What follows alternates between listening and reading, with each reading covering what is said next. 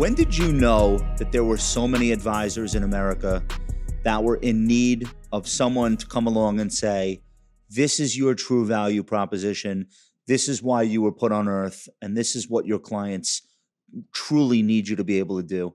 When did you figure that out?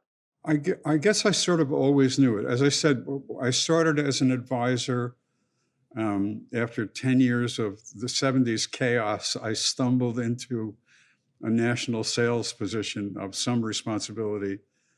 And I traveled the country, which I had never had the opportunity to do, and met advisors everywhere and met clients everywhere, and came to believe, I don't know why I should have been surprised by it, that it was all the same set of problems, a finite single-digit number of problems. The advisor couldn't figure out what he was supposed to be doing. And when he did figure it out, he had trouble articulating it. And I, for whatever reason, didn't. I could write out what my value proposition was. And I could, when a client said, I have this, that, and the other, quarrel with that, I was able to say, well, that's eminently handleable by this, that, and the other fact of what I do for you. How much of it do you think was the advisor not being able to articulate the value prop versus the advisor feeling some sort of imposter syndrome that they're not worthy of giving the advice that the clients need? Well, I don't know where the self-doubt problem comes into it in all of what we do, I guess, but mostly you got to remember that I go back to when investment advisory was a commission business. It wasn't consultative, as much as it might have wanted to be. It was product sales. It was. I was trained by E.F. Hutton and Company to be a security salesman, and by the way, I'm very glad I was. It's a wonderful, wonderful set of skills, and then you grow out of it. And what I found around the turn of this century, in 3 to 5 years, the whole industry of investment advice went from commissions to fees. And it was at that moment that I felt guys simply didn't know in their own minds what it was. They were still talking about standard deviation and the efficient frontier. Beta. And you said, wait a minute.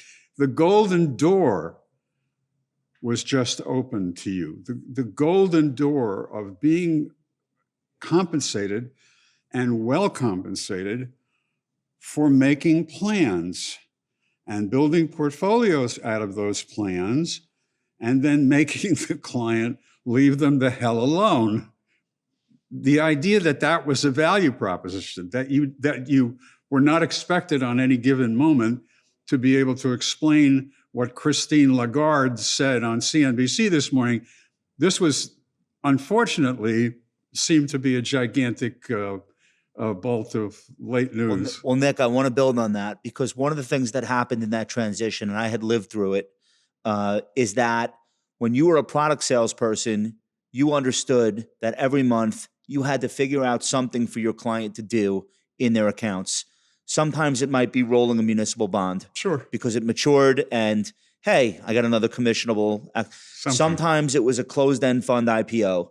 Cohen and Steers, it's paying 8%. We'll buy it on the IPO, and I get a selling concession. Sometimes it's, hey, we have this underperforming mutual fund manager, let's switch funds. Sure. What that did, though, for the stockbroker who was masquerading as a financial advisor, was it gave them an opportunity to touch the client. It was a purpose for a conversation. Now it's fee only. It's let's build a portfolio and we'll leave it the hell alone. Well, how do I stay in front of my client? And what do I say to them? And what am I supposed to be doing now? So that conundrum that you describe is very real. And I think when somebody like you had to come along and say, hey, this is what you're supposed to be talking to your clients about now. not the product sales that you don't need to do anymore. I see. And they couldn't get anybody good to do it, so they picked No, me. You filled the void. You filled the void. That's right. Yeah. That's the way that I would phrase that. I hadn't thought of it that way before. Okay. So I saw it firsthand. I saw Yeah. people not be sure of, okay, great, the client trusts me. We built the portfolio. I'll bill them every 4 quarters, But then every what? quarter. Now what?